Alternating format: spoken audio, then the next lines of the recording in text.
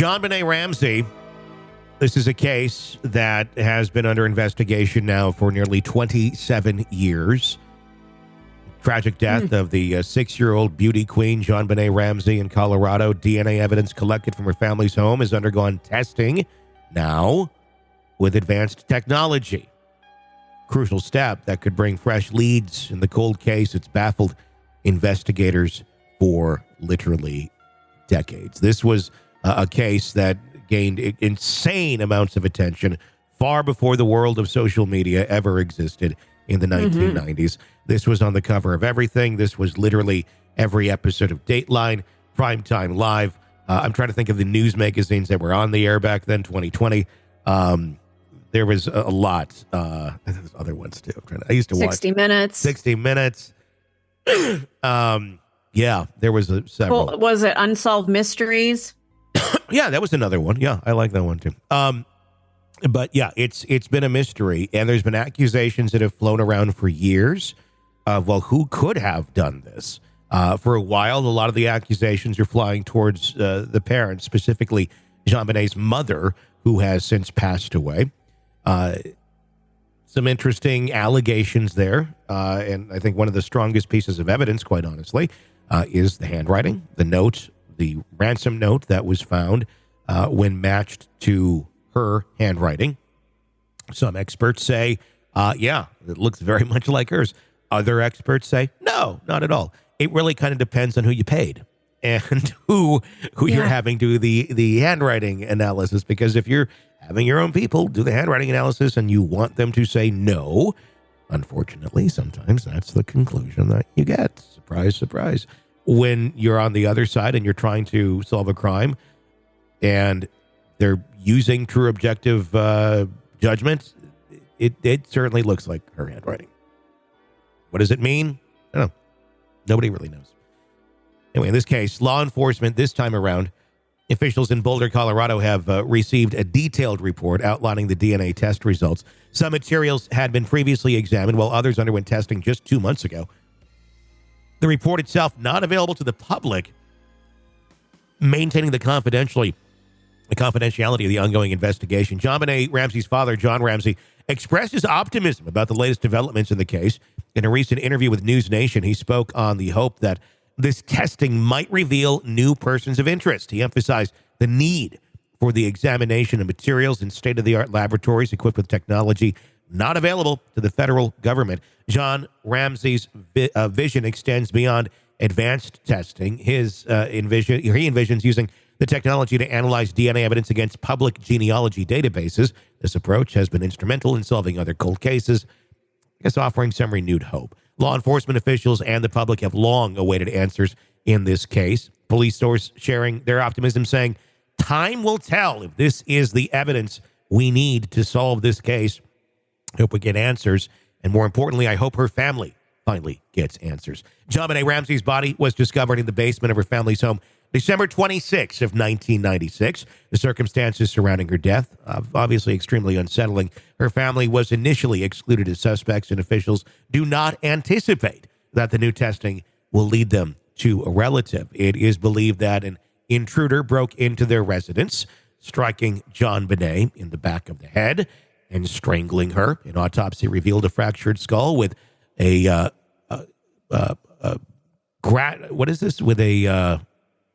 garrote, I believe. A garrote. Okay. Made from white rope and a broken paintbrush around her neck. It just makes it easier to strangle somebody. I looked it up. It's okay. Ugh. Despite the passage of time and numerous challenges, officials in Boulder have expressed their unwavering commitment to solving the JonBenet Ramsey case. The department underwent changes in leadership with the new chief of police and assistant chief coming on board that have some renewed interest in this case. This seems to happen every handful of years, where there's some changes and let's take another closer look and see what we have here or there. I don't know. JonBenet's death was ruled a homicide. No one has been prosecuted for the crime. Authorities remain resolute in their pursuit of justice and their determination to bring closure to JonBenet's family and the wider community. It's going to be interesting. John Ramsey wants to prevent the alleged mistakes during his daughter's investigation from happening again. and advocating for making the murder of children a federal crime, aiming to improve the coordination of resources in this case. And he's been an advocate his entire life since his daughter died for these sort of things, and has been very much, I think, a positive force in this. I don't really have any suspicion about the father at all. And people did early on. That's the thing. They were really pointing at him that, the dad might have done this and mom had no idea. And I don't think any of us knew. I think it was just really easy. This was a very emotional case. It was the day after Christmas that this came out. Yeah. We were all kind of just blindsided by the news. And like you said, it was everywhere. You could not escape this. Her beauty pageant pictures were on every tabloid. You'd be at the grocery store and you'd be faced with her. So it was in your face all the time. And everybody needs somebody to blame. That's kind of who our society has always been. And it was real easy to point a finger at the dad. It was for quite some time there. And I mean, the crime scene itself, it never lent itself to really truly looking like anyone broke into the home. Yeah.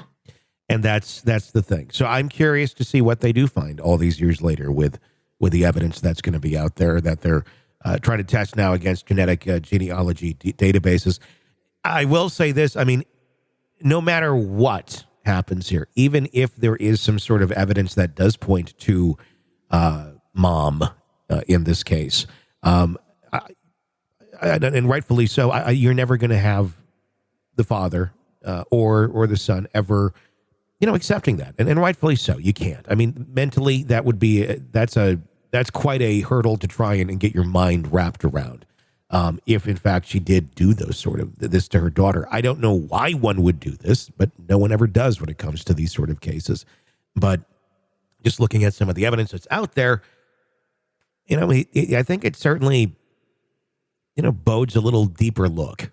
Not saying that she did it by any means, but if you really want to, get everyone out of the equation here, I think a re-evaluation of some of those things needs to be done.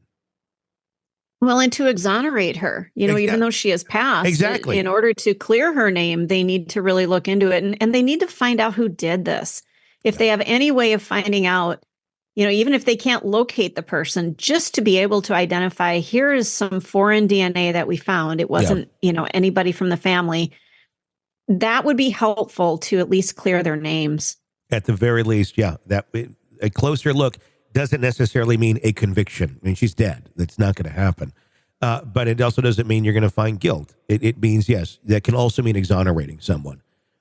And I think that would be a good thing if you want to find out the true answer to who actually killed JonBenet Ramsey. I don't know we're ever going to know the answer, though. I just don't think we're ever going to truly find out the answer to that question. It just surprises me that we're so far into the future and we haven't figured this one out. If this happened December 26th of 2023, everybody's got a Ring camera, everybody's got cameras. We would know who did this. Mm-hmm. Cell phones pinging, things like that. We didn't have that back in 1996. So it's just this shroud of mystery, but I think it's a solvable crime, and I think somebody's gonna figure this out at some point. We'll see.